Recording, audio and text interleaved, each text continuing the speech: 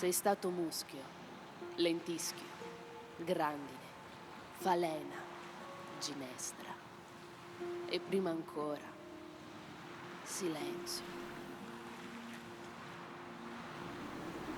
Un sussurro sospinto dai venti, un eco salito dalle mie viscere al cielo. Ti ho portato dentro le mie tempeste. Ogni giorno sei nato nell'alba, morto nel crepuscolo.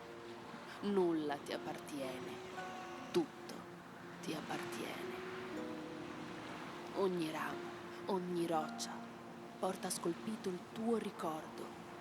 Ogni fibra della tua carne è impregnata dei miei segreti. Il tuo volto ed il mio si confondono, riflessi immortali, risplendono di un'unica eternità.